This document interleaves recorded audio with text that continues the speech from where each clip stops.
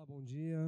Pessoal, desculpa o atraso, a gente acabou atrasando a reunião da palestra da oficina da manhã, mas sejam todos bem-vindos. Eu sou Francisco, representante aí do CRC nesse momento e colaborador da APPREM. Agradeço a presença de todos.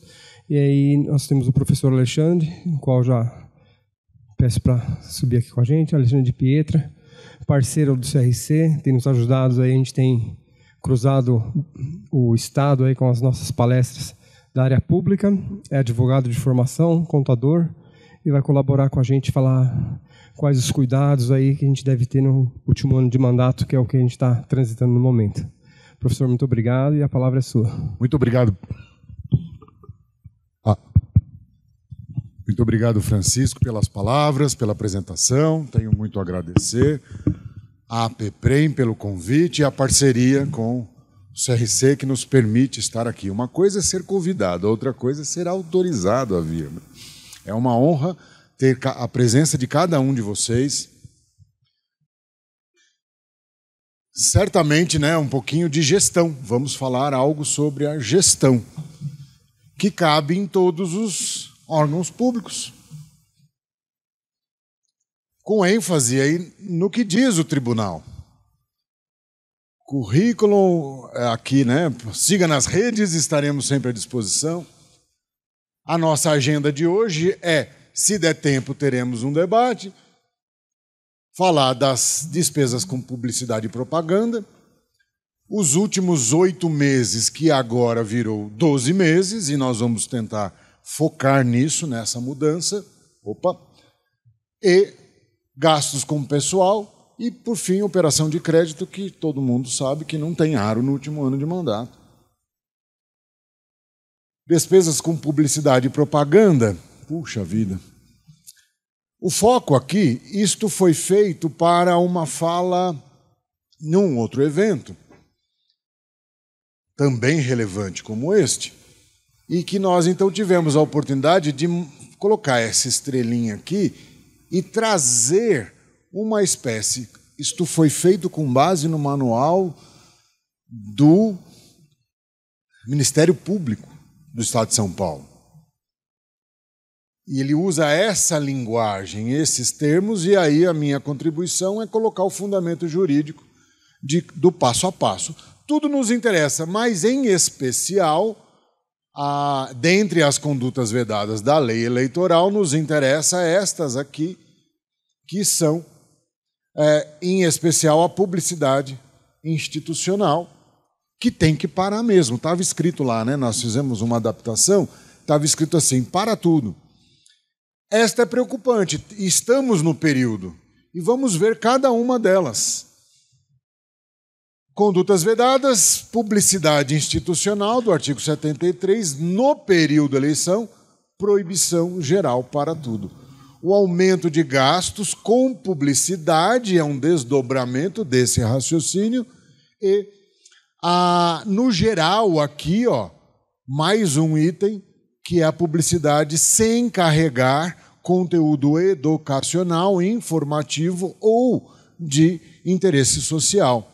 E aqui, é a qualquer tempo e, além de tudo, é uma improbidade administrativa, se você fizer qualquer tipo de... Então, o gestor atual do órgão pode ser um candidato ou não, pode estar pretendendo ajudar um candidato. No passado, as contas eram um pouco mais segregadas e não havia tecnologia. Já ouvi dizer que o Instituto de Presidente poderia ajudar em certas circunstâncias. Hoje não mais, porque a transparência é total. Então, fazer publicidade por outros meios que não o caixa da prefeitura também pode ser tão lesivo para a campanha do majoritário quanto do próprio interessado aqui na nossa unidade administrativa, do nosso ordenador de despesa, esse que é aquele que a gente tem contato. Então, selecionei aqui o item 7, 9 e 13 dessa lista anterior, que é a lista do Ministério Público, e é desse jeito que eles olham, dando destaque para esses 3 itens e o reflexo disso lá no manual do Tribunal de Contas. Então, a regra principal é que 3 meses antes da eleição não pode gastar com publicidade institucional, a que seja, né, de atos, programas, obras, serviços e campanhas governamentais. Situação de urgente necessidade reconhecida pela Justiça Eleitoral.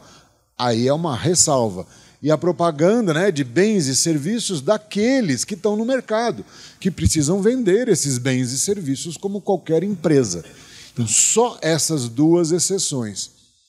E o artigo 73, que eu havia citado lá anteriormente, fala assim, ó, proibido aos agentes, seja ele um servidor ou não, as seguintes condutas tendentes a afetar, ó, o princípio da igualdade de oportunidades, igualdade de chances, lá no direito eleitoral, entre os candidatos nos pleitos eleitorais. Nos 3 meses que antecedem o pleito, com exceção da propaganda de produtos que tenham concorrência no mercado, que é isso aqui, né? Autorizar a publicidade institucional dos atos, programas, obras, serviços dos órgãos públicos federais, estaduais, municipais ou das entidades da administração indireta, salvo em caso de grave e urgente necessidade, assim reconhecida pela Justiça Eleitoral. Então, aqui é o resumo do 73, inciso 6. Então, o que o manual espelha? A regra eleitoral, não há dúvida. Mas não para por aí. A outra regra é que no primeiro semestre vai haver uma medida da média dos gastos no mesmo primeiro semestre dos últimos 3 anos, que antecedem a eleição, ou seja, do mandato. Se eu gastei até o primeiro semestre do ano da eleição, eu tenho que manter essa média, essa é a regra.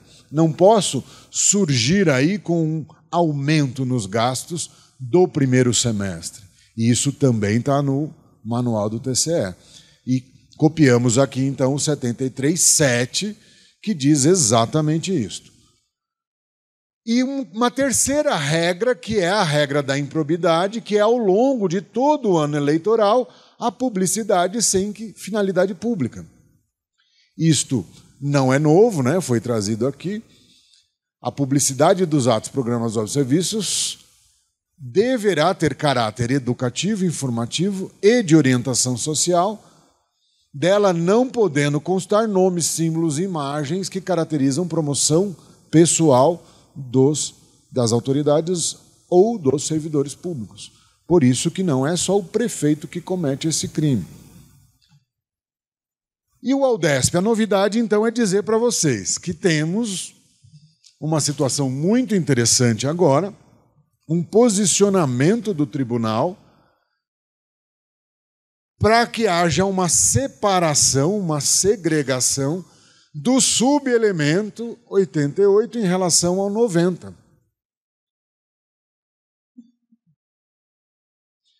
Serviços de publicidade e propaganda e serviço de publicidade legal. Então, o tribunal, cansado de sofrer, cansado de chorar as mazelas da nossa má gestão, fez uma coisa muito legal. Ele falou assim, ó, tá na mão de vocês, cada um de vocês, buscarem a diferenciação disso com isto. E fez mais, ele mandou um arquivo, isso aqui é estado da arte, é o banco de dados do Aldesp, Ctrl+C, Ctrl+V, foi tirado, colocado aqui no arquivo e devolvido para os senhores. Vejam a besteira que vocês fizeram aí, se está tudo certo ou não. Se vocês estão dizendo que é despesa legal, quando na verdade é publicidade e propaganda, ou o contrário. Isso terá consequências e isto é inovador. Então, ele diz assim, ó, o que você colocou no CNA, Código Nacional de Atividade Econômica, CNAE para os íntimos, empresas são classificadas pelo CNAE para fazer atividades, porém, nem sempre a gente consegue distinguir pelo CNAE qual é, de fato, o verdadeiro objeto da contratação, do gasto público. Então, o CNAE principal está relacionado à propaganda e publicidade, e o histórico do empenho contém palavras mágicas relacionadas com um objeto que não foram cadastrados corretamente. Então, o tribunal está atento.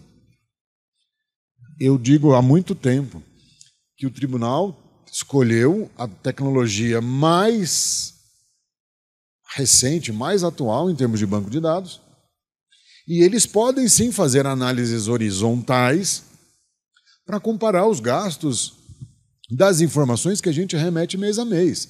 E isso é uma resposta desse tipo de situação, em que o tribunal percebe que tem poder de informação na mão, só que ele não vai agir para prejudicá-los, para nos prejudicar.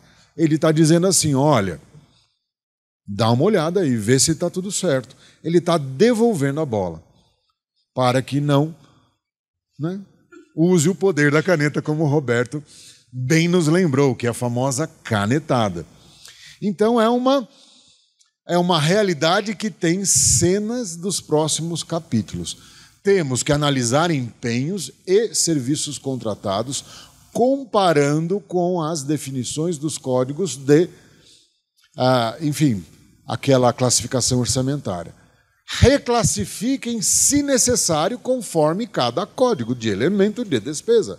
As correções deverão ser feitas, né, conforme aquilo que a gente aprendeu na contabilidade. Não tem borracha, não se some com alguma informação. Você tem que fazer um depara e justificar o ajuste que você está fazendo. Perfeitamente possível e esperado pelo tribunal. Lançamento de ajuste por anulação ou estorno de acordo com os princípios contábeis. Então, eu achei muito interessante, de 27 de maio, portanto, é bem recente, antes das férias, né? Então, a gente estava pensando já em dar uma parada nas férias, tinha o tribunal fazendo esta coisa surgir, bem no comecinho do período eleitoral, em que isto vai ser posto à prova. Orientar os jurisdicionados, alerta a necessidade de, no escopo do controle trienal do 73.6b e do 7, salutar a alocação na lei orçamentária de específicas atividades programáticas. Todo mundo estava aí ontem? Tem alguém que chegou só hoje? Todo mundo lembra que a gente estava fazendo um planejamento ontem? Até falamos que o Roberto ia nos ajudar com a inteligência do BI para fazer um melhor planejamento.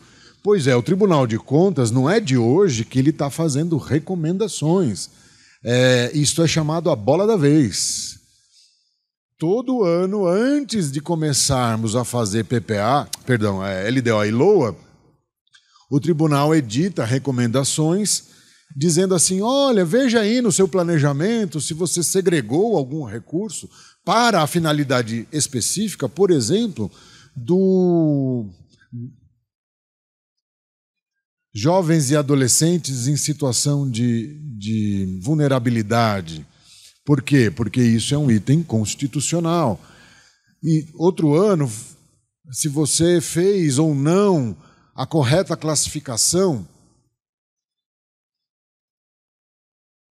puxa vida, são vários, mas eu vou lembrando aqui aos poucos. E ontem eu fiquei devendo o nome do professor lá do IBRAP, que era o Oswaldo Albanês. A Maria Regina me ajudou a lembrar, né? O Albanês, ele estava em Santos ajudando lá o prefeito na época, e ele fez a primeira interpretação do que era o novo planejamento, que teria os anexos. Muito bem, anexo 1, 2, tal, que prevalece esse entendimento até hoje, e esses anexos eram fichas. Então, o que o tribunal está dizendo aqui? Ó? Cara, você tem que ter uma ficha para as despesas eleitorais, que você vai ter problema. Então, nos ajude a te auditar, fazendo de antemão a criação de ações governamentais segregadas no planejamento. Então, se você não tem isso, faça para o futuro. E também outra coisa que eu costumo dizer é que tudo aquilo que a gente faz que muda o planejamento municipal, é o William, né?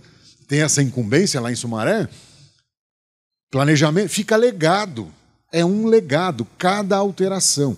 Então tive uma oportunidade de chegar num município e, em vez de fazer aquele monte de ficha do albanês, a gente criou uma tabela de Excel, ação e os seus programas, copiando o expertise do pessoal lá do Sul. Aí, quando eu fui fazer isso, eu aprendi a fazer planejamento. Então, você tem um programa, que é uma chave, é uma gravata, e todas as ações que contribuem para esse programa. Então, o tribunal ele não tem a obrigação de nos ensinar a planejar. Ele simplesmente fala, está errado, é o que está acontecendo no IPLAN. Ele fala, está errado, está errado.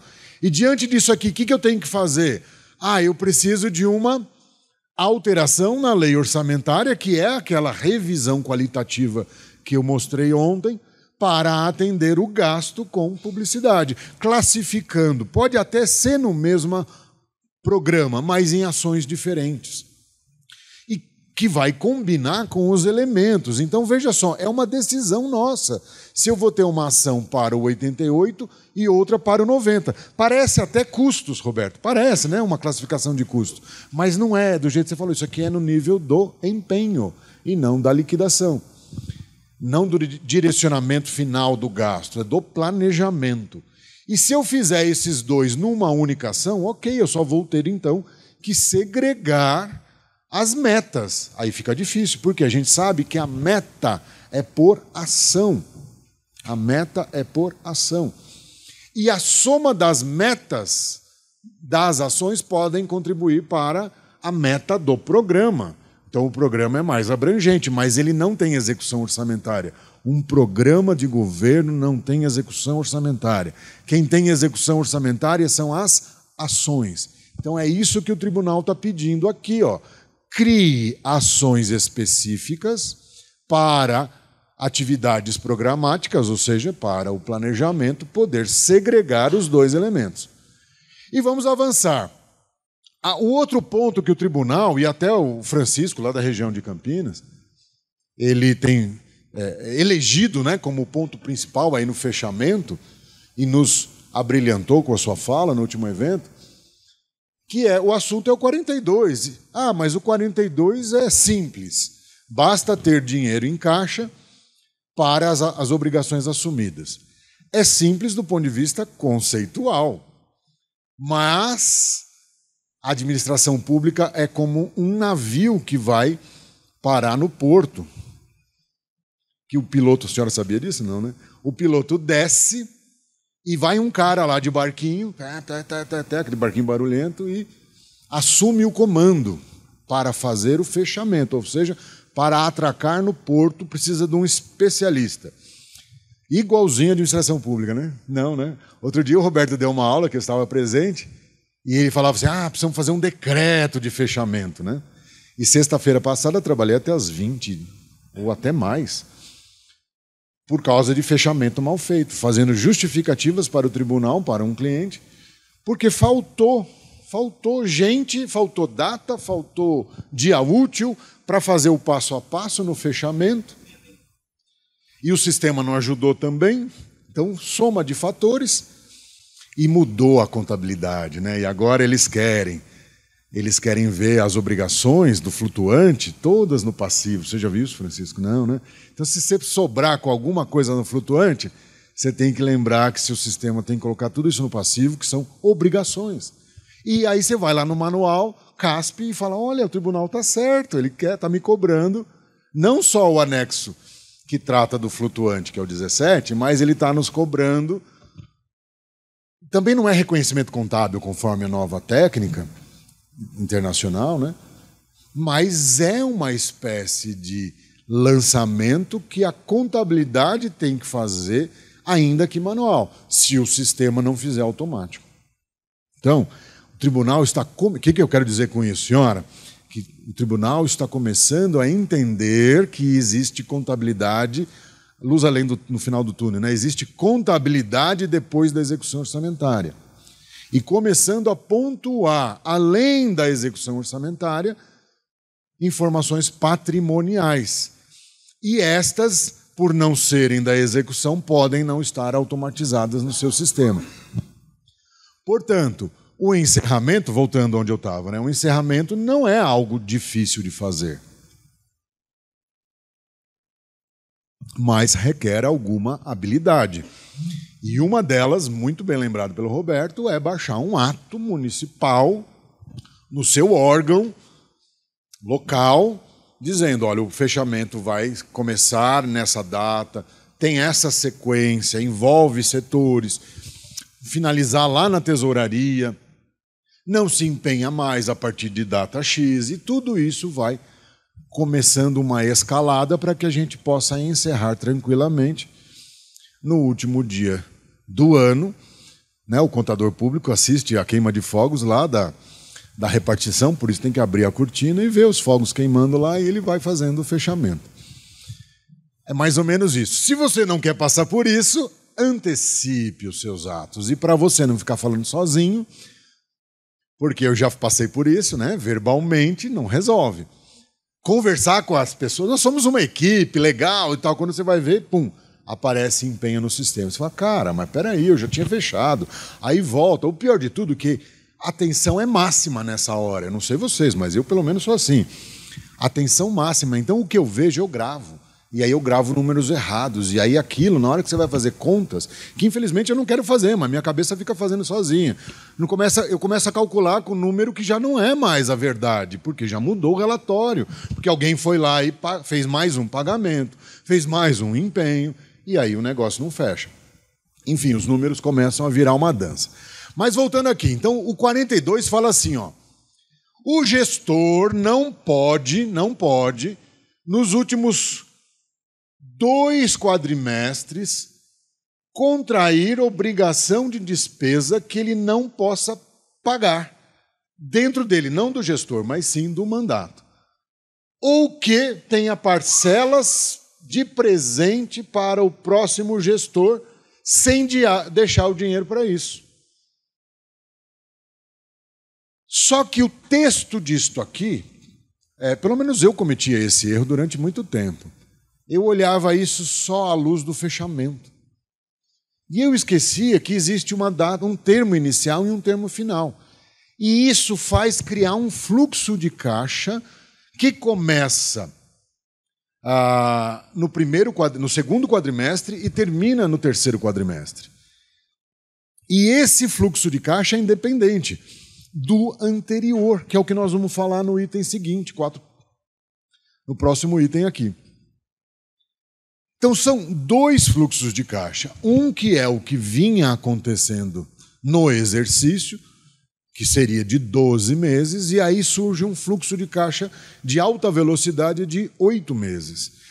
E esse fluxo de caixa, juridicamente falando, ele é analisado assim mesmo. São as despesas novas que o gestor resolve incluir nesse fluxo de caixa, essas ele tem obrigação. E é diferente de eventuais outras despesas que já vinham, em tese, deficitárias. Mas se você quer sucesso, você tem que administrar os 2 fluxos de caixa e entregar o mandato com superávit. Essa é a recomendação. O déficit é uma exceção e houve uma evolução jurisprudencial que pegou todo mundo nós vamos ver, pegou todo mundo de calça curta. Então, na determinação de disponibilidade, eu tenho que considerar encargos e despesas já compromissados a pagar até o final do exercício. O que ele está dizendo aqui? Ó? A gente não tem, na contabilidade, um hábito de puxar balanços intermediários, né? A gente tem balancetes. E o balancete não mostra o a pagar, como eu estava dizendo, né? Aquilo que a gente tem de recursos que não é nosso, é de terceiros, para ser expurgado da nossa disponibilidade no dia que eu quiser fazer o corte temporal. A análise contábil pode ser feita a qualquer momento. Eu defino a data e aperto o botão e tiro o balanço. nas empresas, mas na administração pública o próprio Aldesp não nos permite fazer um ensaio do fechamento. E esse, no meu ponto de vista, é a pior falha que nós temos. E as empresas, elas se justificam dizendo: ah, não, o tribunal não permite, porque o encerramento não tem volta. Então, eu, acostumado a fazer fechamento de empresas, quando fui para a área pública, senti essa falta, essa falha.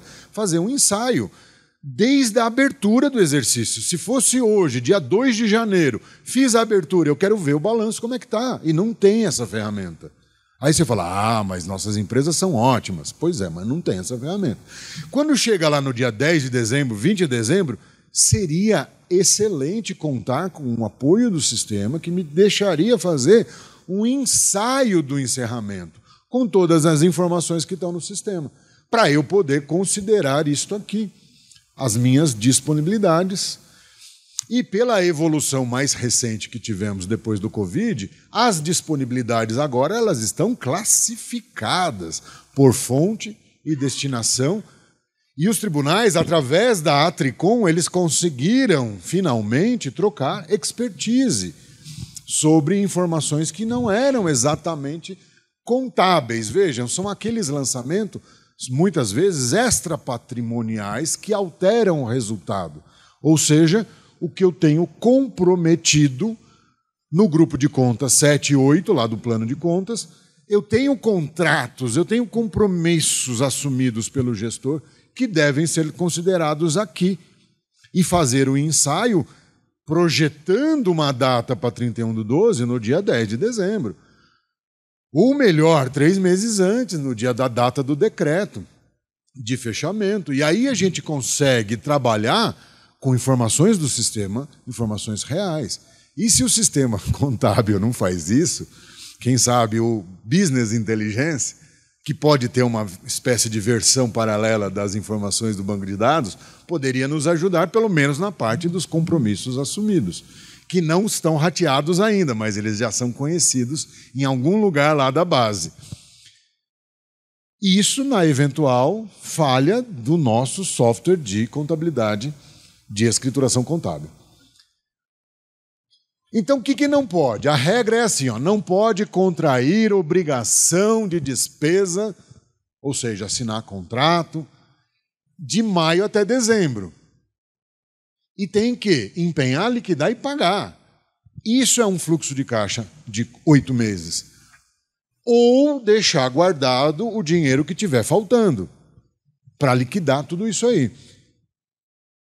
E é de alta velocidade, porque apenas 8 meses... E geralmente começa-se a preocupar com isso no último quadrimestre. Então, a despesa líquida a pagar é um tema lá da lei de responsabilidade fiscal, né? É vedado o crescimento, ou seja, o aumento ou a variação positiva.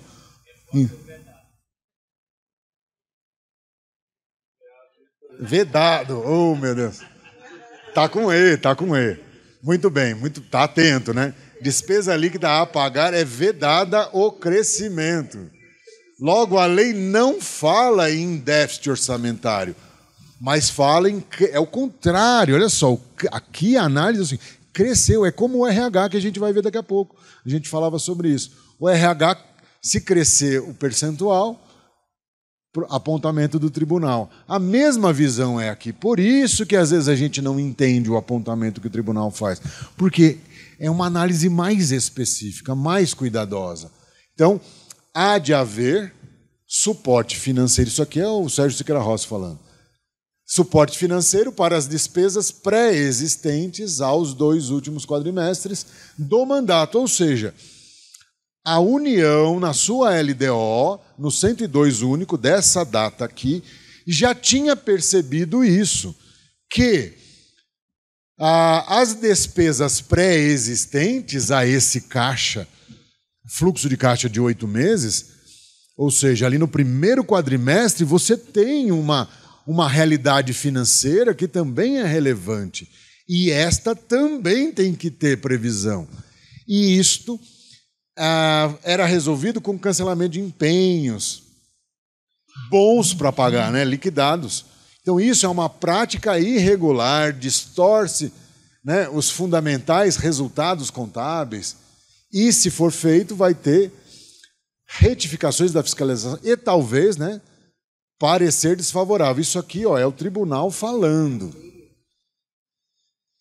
Então, isso era assim já no passado. Em razão dessa sensibilidade, aqui é a forma com que a gente pode apurar as disponibilidades, o que considera, o que não considera, né? Subtrai. No primeiro corte temporal, em 30 de abril, essa é a conta. E depois, em 31 de dezembro, essa é a conta. Isso é o manual do tribunal, não é minha opinião, o manual do tribunal. O que ele pede para subtrair e ó, reserva financeira do RPPS. Eu achei esquisito. Mas, vamos que vamos.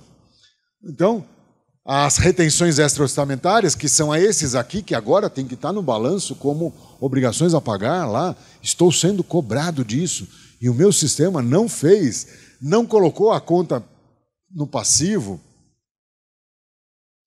Portanto, aí eu tenho o saldo aqui. Então, essas duas contas atendem a essa visão do fluxo de caixa de 8 meses. Aqui é a entrada, vai ter um voo e depois vai ter a saída, né? Como que a gente vai sair desse período? Portanto, se eu tiver déficit em 30 de abril, o gestor deve recusar contrair coisa nova, despesa nova, para que possa monetariamente suportar o que já tinha de BO, não transferindo ainda mais dívida para o próximo gestor. Então, a minha análise era esta aqui, eu olhava para o fim da história só. E durante um tempo eu não compreendia o real sentido ali, porque eu falava, cara, já a lei foi clara, a lei de responsabilidade, ela já diz que não pode deixar déficit. Mas não é só isso, né? É o momento da entrada e os déficits pré-existentes no 30 do 4. E isso marca uma realidade também. Para tanto, né, valer-se de limitação de empenho, que é uma das técnicas da LDO, e que a maioria das LDOs não cuida desse assunto. Aqui, a gente pode até lembrar do caso da Dilma lá. Tinha que fazer cortes no orçamento. E aí os cortes não cortavam. Ela fazia o ato, mas não mudava a realidade. Fazia outro ato e não mudava a realidade. E essa técnica é uma cláusula, é um artigo da LDO. Olha, em caso de crise, quebre o vidro e puxe o gatilho, que nem tem lá no metrô de São Paulo. E a LDO não explica. Então deixa para vocês, para nós, a tomada de decisão, o que fazer. Como que eu vou limitar empenho? E aí vai o prefeito, emite um ato, vai o ordenador e emite um ato. E muitas vezes esse ato ele não surte efeitos. O caso que eu contei ontem foi exatamente isso. O secretário de Finanças foi lá e falou, olha, prefeito, não vai fechar. Estamos fazendo uma projeção aqui. Então, o que dói é que houve o cuidado em tentar fazer com que essa grande embarcação chegasse no porto no 31/12 e não arrebentasse. Porque se vocês já viram, a internet está mostrando o que acontece quando o navio não tem freio, né? Ele não para, ele continua, é a administração, porque ela é grande. Ela não para, apesar dos atos administrativos de contingenciamento terem sido editados e publicados legalmente, as pessoas, o mindset não muda de uma hora para outra, porque tudo é muito lento. Então é perigoso. Então, nesse meu caso, apesar de tudo ter sido feito, os esforços existiram, houve uma redução, mas era tarde demais. Chegou lá no final, 0,5% passou e ele se tornou inelegível por conta desses conceitos. A rigorosa planificação de caixa prevista no 8º da Lei de Responsabilidade Fiscal, combinado com 47 aos 50, dá 4.320, que dizia assim, ó, se possível. Então, o problema da 4.320, a regra já existia, mas ela colocava isso na responsabilidade das boas práticas. E aí vem a lei de responsabilidade no artigo 8º e fala, olha, você tem um fluxo de caixa, abertura de cada orçamento, estabelece-se um fluxo de caixa. Se esse fluxo de caixa não for possível executá-lo, você tem que praticar um outro ato de contingenciamento que é contrário à abertura do orçamento. Então, o decreto de abertura é o ato jurídico que está vigente para que exista um outro ato que contradiga o decreto de abertura. E eu poderia colocar no mesmo processo administrativo o decreto de regulamentação do fechamento. E o próximo passo que nós vamos ver aqui, ele é muito interessante, porque ele nos mostra que ainda assim é possível. Tem mais uma chance agora para que o gestor não incorra nos erros como um desavisado. E aqui vamos ver o que vem por... O alerta, né, evidencia o dolo. Ou seja, quando surgiu o Aldesp, ficou muito claro que existiria o sistema de alerta.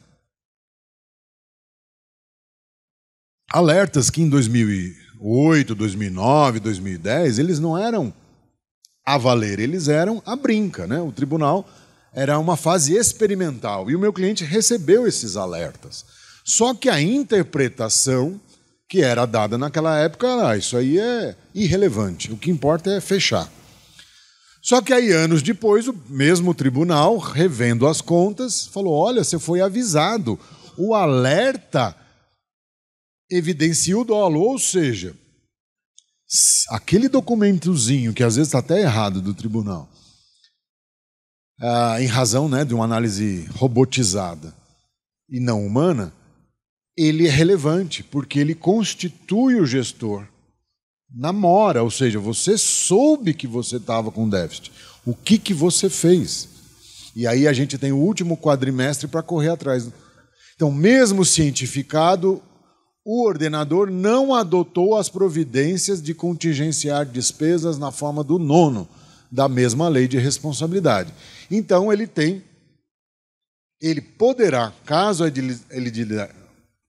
o tribunal confirme o parecer desfavorável, torná-lo inelegível nos termos da lei 6490, que é a lei da ficha limpa. E aqui a novidade, né? O meu cliente praticou atos antes dessa data aqui. Portanto, jurisprudência do tribunal, ela vai sendo construída, a gente tem acesso a isso um tempo depois. Então, é uma coisa que é um pouco lenta, né? Vamos dizer. Então, a tese é, transcorrido todo o tempo, lá desde 2000 até 2012, isso eu que coloquei, e discutida a matéria, é natural que a construção jurisprudente evolua a ponto de entender que a falha é grave e comporta a rejeição das contas, uma vez que houve temporada, né, suficiente para que a administração pública tenha se habituado à cultura de gestão fiscal transparente e responsável, mesmo porque a falta de observância do dispositivo implica em capitulação de ordem penal. Ou seja, o tribunal está dizendo assim, eu não posso mais aprovar contas e o gestor ter problemas com a justiça penal, porque é crime. Então, não é o tribunal que vai influenciar no crime. O tribunal tem que também rejeitar as contas. Daí vem a ideia da gravidade. Portanto, tínhamos esse ambiente já desde 2012 e aí surge uma alteração na Constituição, que é o 67-A, que cria uma visão para um fluxo de caixa de 12 meses. Por que eu coloquei 12 meses? Para confrontar com os 8. Mas a lei não fala, né? O artigo 67 não fala desse jeito. Isso é o que estou criando aqui para a gente poder conversar. Então, você tem um fluxo de caixa e dentro desse fluxo de caixa você tem outro fluxo de caixa.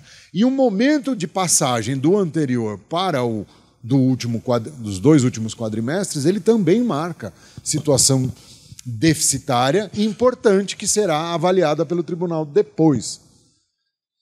Então, isso, o 167 trouxe uma coisa chamada ajuste fiscal. E eu completei aí dizendo que é de vedação, porque só proíbe um monte de coisa. Então, a emenda 109 de 21, coisa recente, traz, né, medidas de controle de crescimento das despesas obrigatórias de caráter continuado. São aquelas que nós falamos ontem. Nos orçamentos dos entes da União, Estado, Município, acrescentou, dentre outros, o ajuste fiscal, através do 167A. E cria um novo limite prudencial de 95%, né, de resultado corrente, resultado da despesa e receita corrente. Então, é mais uma coisa que a gente tem para olhar e que não foi divulgado para municípios.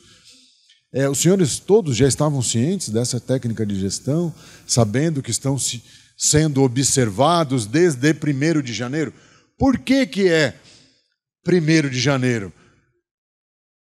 Porque é a cada exercício, e coincidentemente o último exercício é especial, o último ano do mandato é especial. É por isso que a gente fala em 12 meses, ó. Apurando-se nos 12 meses, só que como é corrente, esse relatório ele vai sendo construído mês a mês, ou a cada quadrimestre, como é o relatório de gestão fiscal. Então, novidades virão, não tenham dúvida. E o sistema? Será que o sistema já nos ajudou com uma telinha de análise de tudo isso que eu estou falando? Eu aposto que sim, né? Todas as empresas de software, que são os nossos patrocinadores, podemos falar assim, né, Francisco? Todos eles estão interessadíssimos em nos apoiar a fazer o fechamento. Tem até cursinho, né? Então eu preciso fazer um confronto de receitas e despesas correntes, puxar um indicador e, no âmbito municipal, facultado a todo mundo, até o Tribunal de Contas e a Defensoria Pública, né, enquanto permanecer a situação, aplicar o ajuste fiscal.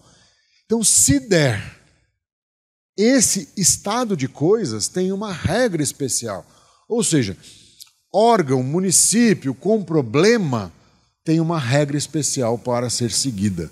Então, o ordenador, vamos falar assim, o ordenador com problema hoje, ele vai pedir a vocês, se a situação for esta, quem sabe optar pela solução da emenda 109, não seja uma forma de não se ver como o meu cliente está deixando de ser candidato para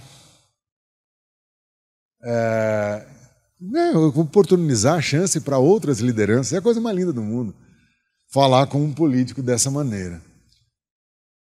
Então, o que não pode? Quais são as vedações, né? Quem paga, em outras palavras. A senhora é servidora municipal, não? Que sorte. Mas vamos pensar que essa outra moça que eu já brinquei com ela, servidora. Então, a senhora vai pagar a conta. Se chegar nessa situação por má gestão, a concessão a qualquer título de vantagem, aumento, reajuste ou adequação de remuneração para os membros do poder órgão, de servidores e empregados, inclusive militares, exceto sentença transitada em julgado ou determinação legal anterior ao período de aplicação do tal do ajuste. Ufa, né? Então tem uma saída aí. Mas se pensar em alguma coisa nova, não, esquece. Se entrar, olha só, eu estou saindo do último ano de mandato e entrando no próximo mandato, e o próximo prefeito, por mais seja meu amigo, ele não vai poder criar nada de novidade para agradar os servidores, conforme ele tinha dito na campanha. Porque o antecessor pode largar o mandato desse jeito. Professor. Pois não. Uma perguntinha nesse sentido. A recomposição constitucional salarial está nesse pacote? Pois é. Essa é uma pergunta que temos que ver a jurisprudência. Em tese, é o enriquecimento sem causa, né? A grande tese do RGA, né? A revisão geral anual, isso que você está falando. O RGA é um direito constitucional. O nosso contrato enquanto servidores é um contrato constitucionalizado. Então, Então, nossos direitos estão previstos na Constituição.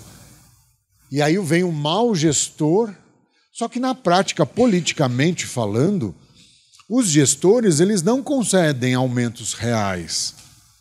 Vira uma briga, né? Os sindicatos vêm para a administração, vocês são muito mais próximos disso do que eu. Fica uma briga para discutir qual vai ser o índice do aumento e todo gestor ele vai para o mínimo, porque não tem orçamento. Então imagina um gestor que declarou que está na condição de ajuste fiscal, ele não vai dar nada além da recomposição, que é o que está na lei até o período eleitoral, antes do período eleitoral, que é o próximo tema. Enfim, eu entendo que é para ficar em razão da exceção aqui, ó. Parará, parará, parará.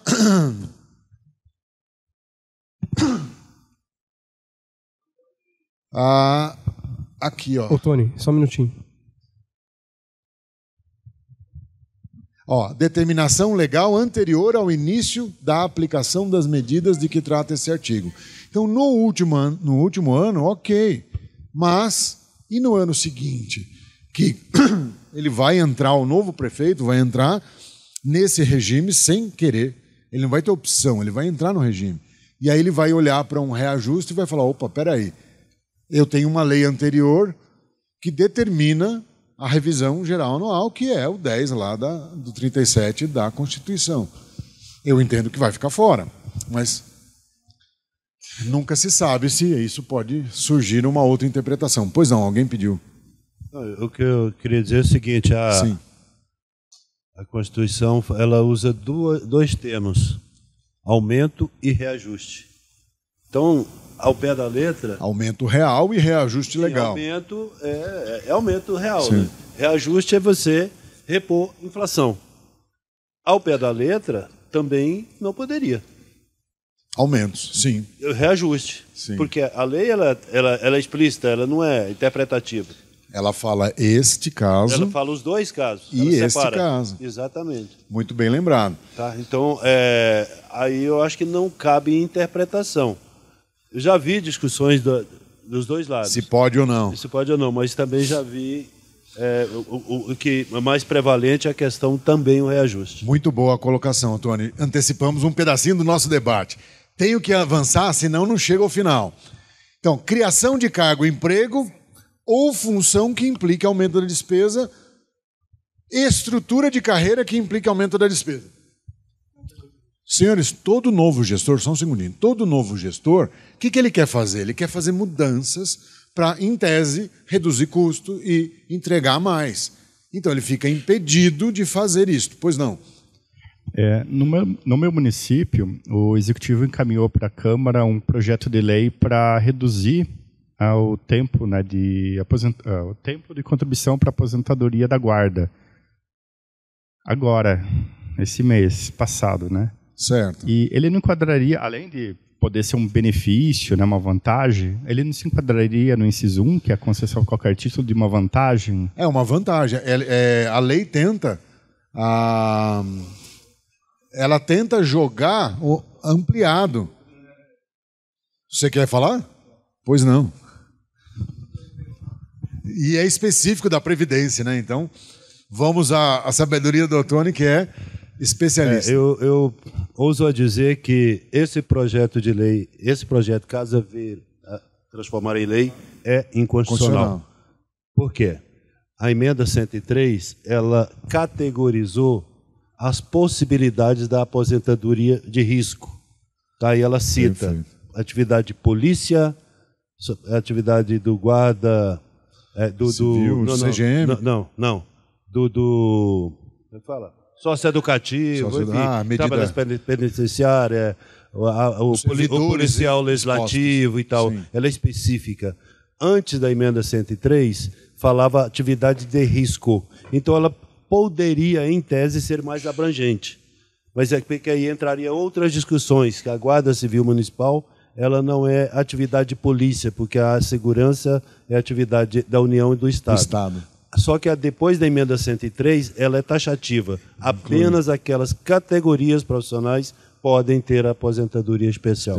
A Guarda Civil Municipal está fora. Ficaria fora. Então aprendemos mais essa, independentemente da afetação a isso aqui. Mas ela é inconstitucional por princípio. A Regina vai completar. Mais um pedacinho nós do nosso tivemos trabalho. uma lei como essa, né, que na época eu encaminhei para o Ministério da Previdência, e aí está embasado na 9717 também, né, que, claro que com a emenda 103 que o Tony bem colocou, trouxe a possibilidade dos municípios flexibilizarem legislação diferente. Mas na lei, é uma lei complementar federal nessa questão. Sim, que obriga todos, né? Que faz aposentadoria especial. Nem na lei complementar, exatamente. Perfeito. Muito bem. Mas fosse uma vantagem, olhando do ponto de vista de ser uma vantagem, seja ela qual fosse, a lei também estaria. Sim, então, veja. O poder de polícia, no caso, é indelegável aí, no caso. Né? Veja só, e o advogado da Prefeitura de São Paulo, o Pomini, tentou, né, fazer um trabalho brilhante para mostrar, olha, pode sim escrever polícia na viatura municipal. Mas não passou, né? Não prosperou por causa do mesmo assunto. O foco é patrimonial. É polêmico. Deixa eu continuar, senão a gente não chega no final. Criação de cargos, já falei, criação de carreira, reestruturação de carreiras, também são coisas de mandato novo. São coisas, às vezes, que são impopulares em relação a quem não é servidor, mas agrada aos servidores, e isso a regra política é fazer no primeiro ano. É igual tributário. Você vai mexer, mexe no começo. Porque se você deixar para a véspera da eleição, você não mexe num plano de carreiras, por exemplo, porque você vai desagradar uma turma que não vai votar no gestor, enfim. Dando sequência, né? Admissão ou contratação de pessoal a qualquer título. Ressalvadas, né? Reposição de chefia, de direção, que não acarrete aumento da despesa. Reposição decorrente de vacâncias de cargos efetivos ou vitalícios. Ou contratações temporárias lá do 9º do 37. Reposição temporária de prestação de serviço militar ou até mesmo de alunos de formação militar. Então, veja só, o autor da emenda 109, ele foi para o detalhe mesmo. Ele falou, olha, eu sei que tem situações que se eu não colocar a exceção, vai esbarrar em problemas operacionais. Então, não é o tipo da norma que foi feita de qualquer jeito. Isso aqui foi resultado do expertise, né, vivenciado lá no TCU, com as dificuldades enfrentadas. Realização de concurso, né, exceto reposição de vacância do 4º, mais a criação, majoração de auxílio, vantagens, bônus, enfim, benefícios de qualquer... Criação de despesa... Aqui ele sai do RH e começa, no item 7, falar de outras coisas. Então ele joga a despesa obrigatória, feita por lei, né, lá no artigo 12 da 4.320, lei anterior que estabeleça o vale leite, o vale seja lá o que for, a data comemorativa do dia do cabeleireiro, gera despesa obrigatória, não pode. Reajuste de despesa obrigatória acima da inflação. Aqui é o RGA, né? Observada a preservação do poder aquisitivo. Então, a resposta já está aqui no 8º para a sua pergunta, Francisco. A minha memória que não está boa. Dando continuidade, criação de programas e linhas de financiamento, como remissão, renegociação, refinanciamento de dívida ou verdadeiro refis lá no município, não vai poder. Então ele joga contra o contribuinte, joga contra benefícios ou incentivos de natureza tributária.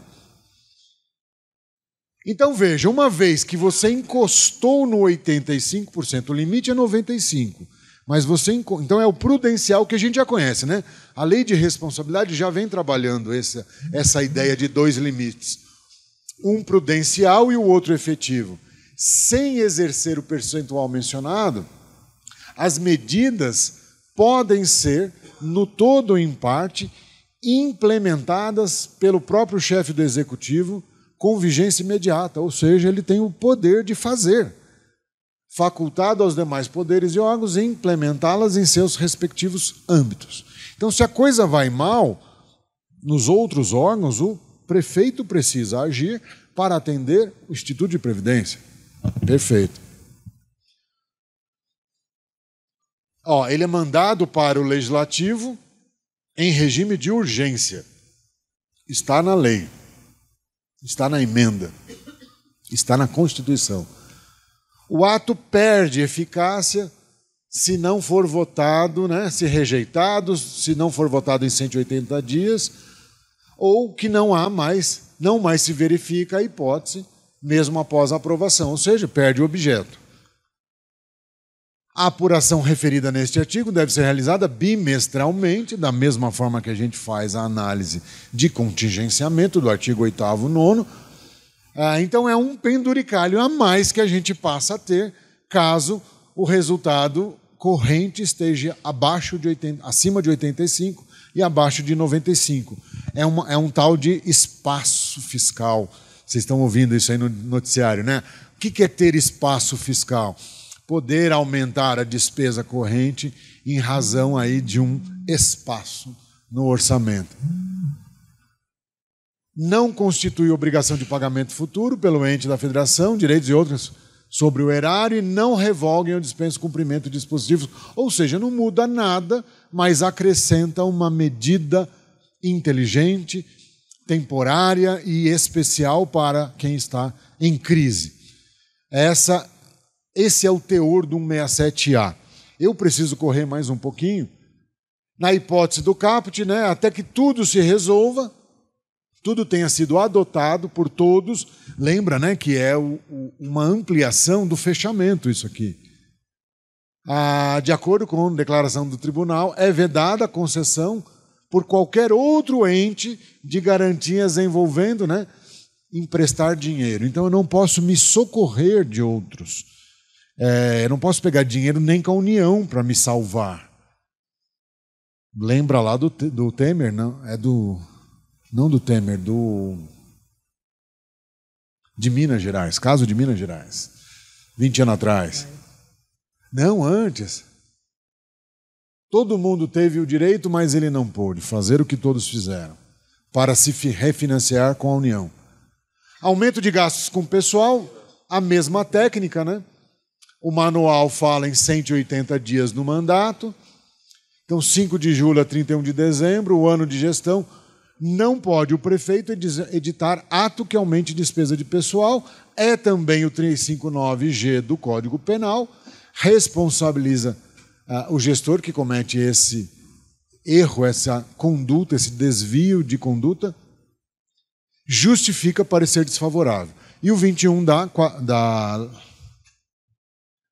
Lei de Responsabilidade vai dizer nulo de pleno direito, aumento da despesa nos 180 dias anteriores ao final do mandato. Lembrando que eles fazem a análise do percentual, este percentual aqui. O que é despesa de pessoal? Portanto, é a soma de 12 meses do gasto com o pessoal, mais a receita corrente líquida, divide um pelo outro, chega no percentual. Não pode incrementar, a leitura é essa, não pode aumentar o percentual. Ou seja, é o mesmo que você ter o aumento da despesa, e a referência é o mês de junho. Não incluem os atos editados antes. Concessão de vantagens pessoal, advinda, né, de fundamentos legais, anuênios, quinquênios, sexta parte, abono de educação básica, revisão geral e anual, contratação de pessoal para os convênios e cumprimento de decisão judicial. A nossa questão aqui na hora do intervalo.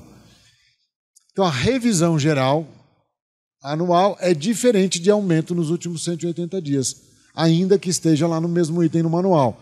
Revisão geral remuneratória no âmbito de cada poder é sempre anual, deve acontecer na mesma data e sem diferenciação de índices, o que abrange de forma igual servidores e agentes políticos. Se refere ao índice e a uma anualidade.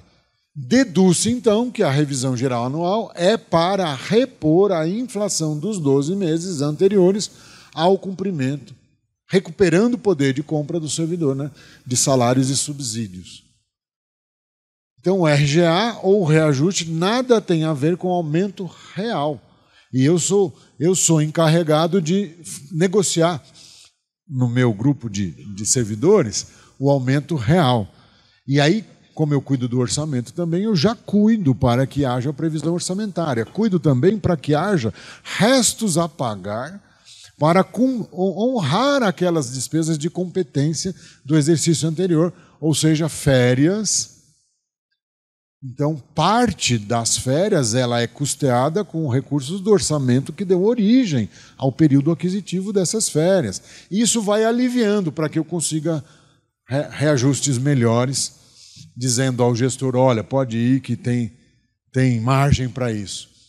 Aumento da despesa versus revisão versus ao longo do ano da eleição. Então, o que o político interessado em usar a máquina administrativa resolve fazer ao longo do ano da eleição? Ele quer recompor a perda de janeiro até a véspera da eleição. No passado, isso acontecia.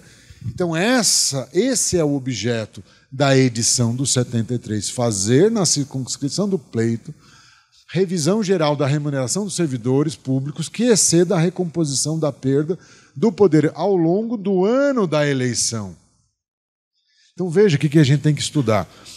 As outras duas teses para entender que esta é uma terceira tese e que ela não é igual às duas anteriores. E pode até ter sido um erro do legislador. Conflita, sim, sem dúvida. A ideia... Então, se tiver nos 85% até os 95%, esquece. E não pode. Então, gestor em ano de eleição não pode, em hipótese alguma, conceder o reajuste até ontem. Lá é facultado.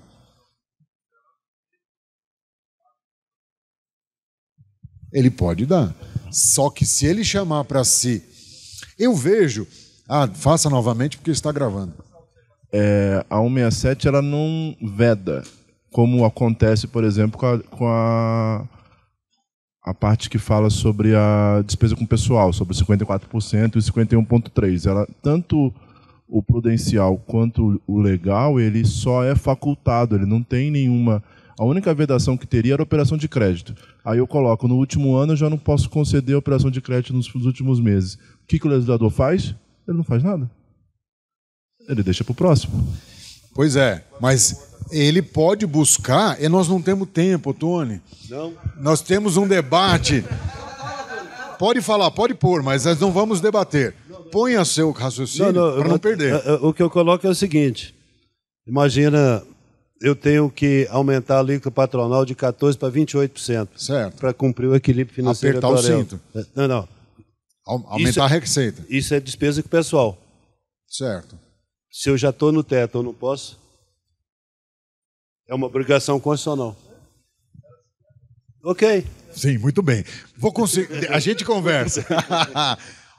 Portanto, o 73 da Lei das Eleições, ele está dizendo, em outras palavras, que além do limite constitucional, não pode fazer nada de aumento no período eleitoral. Mesmo, aí ele refere-se, então, à perda aquisitiva ao longo da eleição. É a inteligência dessa terceira tese aqui que a gente traz para você, comparando com as outras duas. Nunca tinha visto isso didaticamente. Operação de crédito, todo mundo sabe, né, que não pode puxar uma aro no último ano de mandato. E os cuidados, eu tenho 5 minutos, né? Eu ia fazer o jabá, né, do Luciano, porque... Nós deixamos de apresentar isso aqui lá, até porque tínhamos o Francisco Pulpo do tribunal ocupando o espaço, lá na reunião da ACEFIM. Então cedemos o espaço, mas ficou esse material sem apresentar. Também. Não apresentamos, porque aí ia ser eu e o Roberto e acabamos invertendo. Também não deu tempo. Chegamos até pôr na agulha, né, Roberto? Hoje, a STN faz um manual, mas não tem o órgão nacional, né, de gestão fiscal. Não temos. As normas do manual que não são normas jurídicas, mas têm status de norma técnica, são cobradas nos concursos públicos. Vocês já entenderam essa aberração, né? Conceito de materialidade jurídica, ou seja, a auditoria descobriu que ela pode auditar, sim. O 71 fala, né? A parte não é mais cara crachá, execução orçamentária e financeira, é operacional também. E eles não sabiam fazer isso, só que agora o tribunal está aprendendo e está exercendo isso, da mesma forma que ele está cobrando as regras do CASP. Ele está me pedindo para ver passivo no patrimônio. Por que não lançou? Por que não reconheceu a variação no momento correto? Então, o tribunal está evoluindo também. Isso aqui também é parte de uma outra fala na ACEFIM, que tivemos a oportunidade de fazer a evolução, como era antes e como ficou agora. E estamos precisando, né, estamos sofrendo auditoria com foco, então, na materialidade, na efetividade, na eficácia e na eficiência. Então, mudou o olhar do tribunal. Por isso que o parecer ele começa lá com o IGM, que os indicadores eles dão uma visão de entrega de políticas públicas. Esta visão aqui, de governança, necessidade de informações, aqui é outro jabá, hein? Temos a necessidade de informações estratégicas que estão lá no Business Intelligence, se nós tivermos o sistema de custos nos apoiando. Então, eu resolvo apontamentos da auditoria hoje com uma visão correta do que eu sei o que eu estou fazendo. Eu não acho que vai dar tudo certo. Eu tenho que saber que vai dar tudo certo.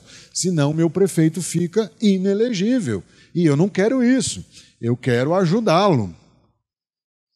Para isso, portanto, né, o enfoque vai, né, para o monitoramento do planejamento, os indicadores, metas, o que o tribunal já vem apontando, olhar para a ordem cronológica, as rotinas de tesouraria, as rotinas de almoxarifado e de patrimônio. Aqui não é o patrimônio contábil, aqui é gestão de bens. Cuidados com as despesas na forma do comunicado do tribunal, licitações e contratos, né? Cuidados que a gente tem que ter por causa do artigo 16, que eu mostrei para vocês ontem, aquela declaração do ordenador de que está tudo bem. Essa palavra agora está na moda, né? Que para além disso, está tudo bem. Posso resumir aqui uma longa conversa, né? Para além disso, está tudo bem. É o juridiquês do momento. Aplicação e controle de recursos vinculados, e o RPPS não é outra coisa senão. Cuidado nisso. Então, déficit orçamentário, insuficiência para os precatórios, repasse excessivo à Câmara. E agora tem uma novidade. Se tiver devolução, subtrai a do próximo repasse. Em janeiro, ou quem sabe em fevereiro, quando for apurado exatamente o valor. Superação de limite de despesa com pessoal. Rejeição de parecer desfavorável, né? Não aplicação dos mínimos em educação, não aplicação do Fundeb. Repasse excessivo à Câmara, apareceu de novo, né?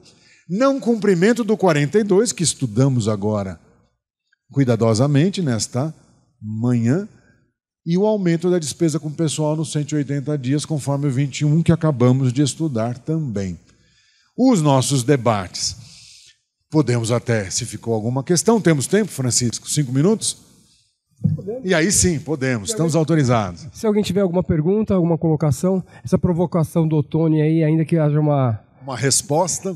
Então, mas olha que contraponto, né? A gente tem o cálculo atuarial que indicou essa cobrança da contribuição, né, de 28%, Ottoni.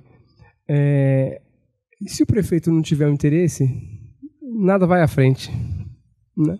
Até porque ele não precisa, teoricamente...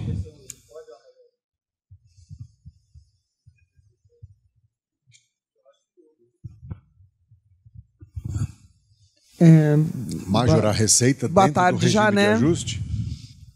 Boa tarde. Regina, né, de Ribeirão Preto, pessoal que não sabe, a gente tem um grupo de contadores e surgiu uma pergunta mais ou menos nesse sentido. no tocante a parcelamentos, a débitos já existentes, né, que serão transformados de uma outra forma. Mas aí você falando dessa coisa da patronal, de cumprimento, inclusive, de equilíbrio atuarial, essas despesas do RPPS no tocante a esse aumento, essa coisa na emenda 109, que eu não tive ainda tempo de fazer essa interpretação, elas não são as despesas de caráter continuado? Assim, sim, que ele começa dizendo... Que não é você criar nada, é algo que você tem que simplesmente cumprir. Segue né? o barco. E isso daí está fora, né? Parece que sim, né? Nós temos exceções pontuais, inclusive lá com aluno da escola militar, gera aumento do gasto, então eu não poderia ter os alunos se eu tivesse. Não, pode continuar, porque é despesa continuada. Então o legislador ele foi atento, é o resultado... Exato. Assim como a lei de licitações é resultado do expertise do TCU, a 109 também tem uma característica de ser uma resposta para as mazelas de gestão que o artigo 42 não conseguiu resolver. Então, surge uma nova visão de um fluxo de caixa, pelo menos de 12 meses, mas que ele vai se compondo a cada bimestre, como nós vimos. Então, o gestor agora ele tem também um limite prudencial para a despesa corrente, aos 85, e uma margem entre 85 e 95 para continuar a criar coisas novas, e se ele consegue reduzir isso por outros meios, surge aí o tal do espaço fiscal. Além da LOA, como o Tony falou, também no PCA, né? Planejado, né? Tudo planejado. Alguém mais, pessoal? Acho que o pessoal quer ir almoçar. Também. Eu tenho que... Pessoal, muito obrigado pela oportunidade de vocês estarem aqui. Obrigado ao professor Alexandre. Obrigado pela Escola de Governo proporcionar esse momento para a gente. Meninos, muito obrigado. Muito bem.